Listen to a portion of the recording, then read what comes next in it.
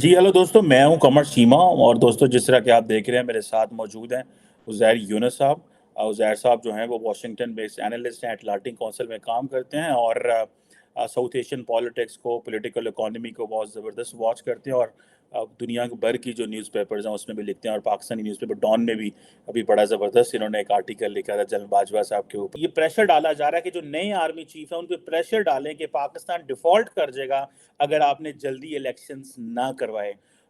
तो आप क्या समझते हैं कि ये जो डिफ़ॉल्ट करना और नए आर्मी चीफ पे जो प्रेशर डालना, ये जो पॉलिटिकल इकोनॉमी है सारी, और देन इसहाक डार का आना, नॉर्मली मैं देखता हूँ आप बड़ी क्रिटिकल और कंस्ट्रक्टिव तनकीद कर रहे होते हैं इसहाक डार पे, ट्विटर पे भी।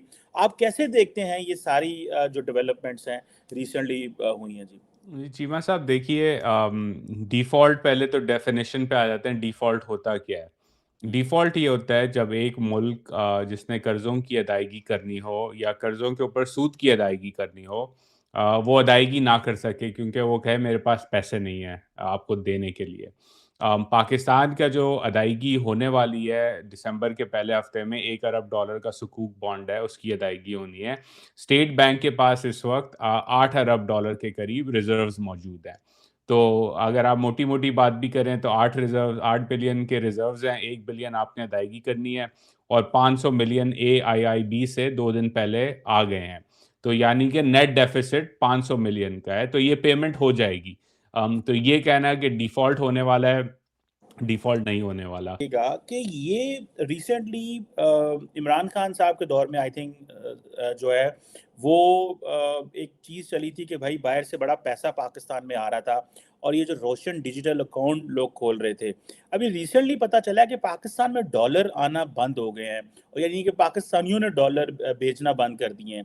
आप क्या समझते हैं इसकी क्या वजह है? लोगों का ट्रस्ट नहीं रहा, लोग समझते हैं कि पैसा इनसिक्योर है, पॉलिटिकल इंस्टेबिलिटी है, या आप क्या समझ रहे हैं रिसेंटली हाल ही में इस हवाले से भी जो खबर आई थी, मैंने कहा आप ज़रा काइंडली हमें इस हवाले से बताएँ? जी, देखिए रोशन डिजिटल अकाउंट एक सक्सेसफुल मैकेनिज़्म है, था स्टेट बैंक का।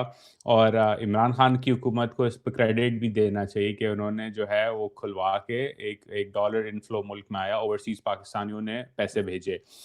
अब उसके अंदर वो जो है क्या कहते हैं, वो खैरात नहीं भेज रहे थे। वो इसलिए भेज रहे थे, वो पैसे डाल रहे थे अपने, क्योंकि उसमें नफ़ा की जो शरह थी वो ज़्यादा थी। 7% के आसपास आपको डॉलर पे मिलता था। अगर आप अमेरिका में हैं, मैं अमेरिका में हूँ इस वक़्त, अगर काफ़ी तेज़ी से बढ़ रही थी। तो जब उन्होंने पैसा महँगा किया अपना, तो ऑल ऑफ अ सडन जब आप दुनिया भर में देखेंगे, आप कहेंगे कि यार अगर मुझे अमेरिका में मफ़रूज़े पे कह रहा हूँ 4% पे अगर मैं पैसे कमा सकता हूँ, रिस्क फ्री रिटर्न है। अमेरिकी हुकूमत ट्रेज़री बॉन्ड में मुझे इतने पैसे दे रही है, या inflation backed bonds and treasury के, वो अभी 8% के आसपास, अगर if my memory serves me right, 8% के आसपास आप पैसा ले सकते थे उस पे।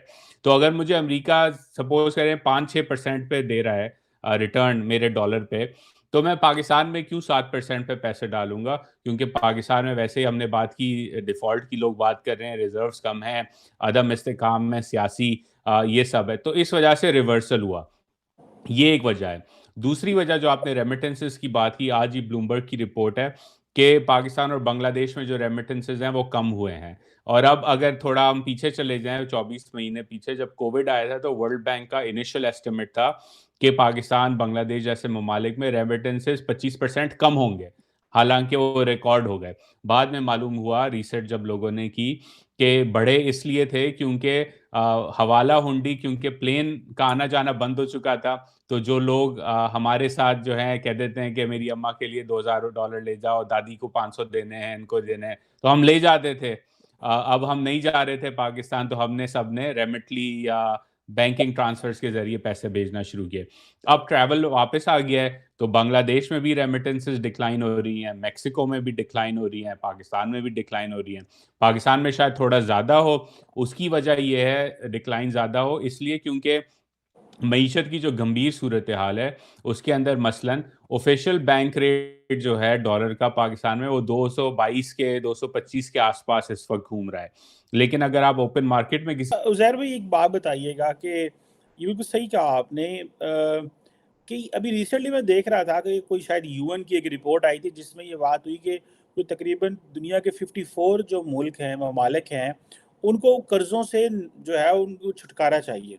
और शायद जो 54 मुल्क हैं, ये दुनिया की आधी से ज़्यादा आबादी हैं। उसमें ज़ाहिर बात है पाकिस्तान भी है और भी दुनिया के बहुत सारे मुल्क हैं। ये जो पाकिस्तान ने रिसेंटली इमरान खान ने ख़ास तौर पे मेरा ख़्याल है ये शुरू किया था कि हमें ये डेट जो है वो इनसे निकाला जाए, माफ़ी-तलाफ़ी की जाए। आप क्या समझते हैं पाकिस्तान इसमें कोई रिलीफ़ लेगा या इंटरनेशनल कम्युनिटी पोस्ट कोविड ये जो क्राइसिस हुआ और फिर सप्लाई चेन के ये जो इश्यूज़ हैं फिर और ये सारा कुछ, आप क्या समझते हैं कि पाकिस्तान को ये कर्ज़ों क्योंकि हमारा असल प्रॉब्लम तो डेट सर्विसिंग है ना, मतलब हमारा अगर 6 ट्रिलियन या 6.4 ट्रिलियन जितना भी इकट्ठा होता है, 3-4 ट्रिलियन तो डेट में चला गया, 1.5 ट्रिलियन डिफेंस पे चला गया, तो पीछे तो वेले रह गया मुल्क। तो ये जो डेट सर्विसिंग है, इसमें आप समझते हैं कि दुनिया ये जो यूएन की रिपोर्ट भी आई है, इंटरनेशनल कम्युनिटी इसमें कोई माफ़ी-तलाफ़ी कर सकती है और पाकिस्तान को माफ़ी मिल सकती है इन कर्ज़ों से? देखिए, बड़ा मुश्किल होगा और ये पाकिस्तान को माफ़ी 9/11 के बाद पेरिस क्लब से मिली थी, रिस्ट्रक्चरिंग हुई थी बहुत बड़ी डेट की पाकिस्तान की। इस है कि ये जो डेट का मसला है, कर्ज़े का जो मसला है, ये एक सिम्पटम है डिज़ीज़ का। वो डिज़ीज़ आपकी मईशत के अंदर स्ट्रक्चरल फ्लॉज़ हैं कि अगर कल कोई ज़ीरो कर भी दे आपका डेट, ठीक है ना? तो 10 साल के अंदर फिर आप उसी मौके पे उसी उसी कटघरे पे खड़े हो जाएँगे कि हमें वापस रिस्ट्रक्चरिंग दो क्योंकि आपकी मईशत के अंदर आपके खर्चे ज़्यादा हैं और आपकी आमदनी कम है। तो मैं उसको ज़ीरो भी कर दूँ तो फ्लो वापस हो जाएगा। ये इसकी अगेन डोमेस्टिक एग्ज़ाम्पल ये है इस कर्ज़े की कि आपको शायद याद हो, आपके नाज़रीन को भी याद हो 2013 में जब नवाज़ शरीफ साहब की हुकूमत आई और इसहाक डार वज़ीर ख़ज़ाना वापस बने, तो उन्होंने सर्कुलर डेट माफ़ किया था। माफ़ नहीं किया था, बॉन्ड्स इश्यू करके उसको ज़ीरो कर दिया था। कोई 300 अरब रुपए का सर्कुलर डेट था बिजली के सेक्टर के अंदर। उन्होंने उसको ज़ीरो किया, लेकिन ज़ीरो करने के बाद आपने कुछ रिफ़ॉर्म्स करने थे कि जो वजूहात की बिना पे वो कर्ज़ा चढ़ा था, गर्दिशी कर्ज़ा, उसको ख़त्म करने के लिए, वो नहीं किए। तो आज गर्दिशी कर्ज़ा जो है, उसी पावर सेक्टर के अंदर 2,500 अरब रुपए है। 2,500 2.5 ट्रिलियन रुपीज़ से ज़्यादा है, क्योंकि आपने वो काम नहीं किया। इसी तरह आप अगर दुनिया से रिस्ट्रक्चरिंग करवा भी लें, तो ये मसला होगा। उसके अंदर एक और कॉम्प्लिकेशन है। कॉम्प्लिकेशन ये है कि जब आप कहते हैं कि हमें कर्ज़ों की रिस्ट्रक्चरिंग करनी है इंटरनेशनल कम्युनिटी से, तो 30% of Pakistan's debt is owed to China और ये जियोपॉलिटिकल मसला बन चुका है। ज़ाम्बिया में हमें ये नज़र आ रहा है, हमें बाकी ममालिक में नज़र आ रहा है कि IMF, world bank, Paris club वगैरह कह रहे हैं कि ठीक है अगर आपको रिस्ट्रक्चरिंग चाहिए, तो फिर आप चीन से भी उसी टर्म्स पे रिस्ट्रक्चरिंग करवाएँ और चीन ये करने को राज़ी नहीं है। तो दुनिया तो ये कहेगी कि जी अगर आप सवाल करना चाहता हूँ मैं आपसे ज़हर भाई, ये अभी ये जो कॉप 26 की जो मीटिंग हुई तो उसमें ये बातें भी हुई कि जो कर्ज़े हैं वो पाकिस्तान इंटरनेशनल कम्युनिटी को पाकिस्तान को पैसे देने चाहिए।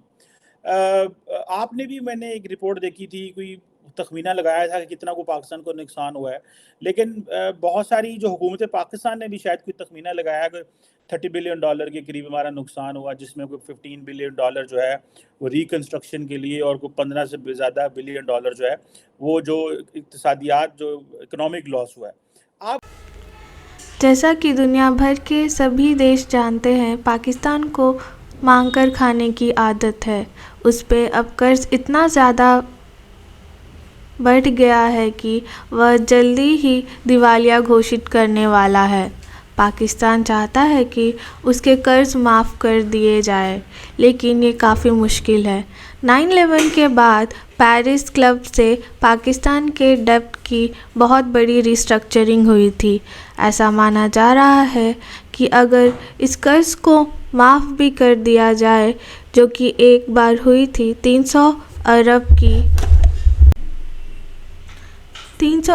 की बिजली के सेक्टर के अंदर, लेकिन ज़ीरो करने के बाद पाकिस्तान को कुछ रिफॉर्म्स करने थे, लेकिन पाकिस्तान ये करने में नाकाम हुआ और अभी 30% से ज़्यादा कर्ज़ पाकिस्तान का चाइना से ही है और चाइना ने ये डेब्ट को माफ़ करने से मना कर दिया है।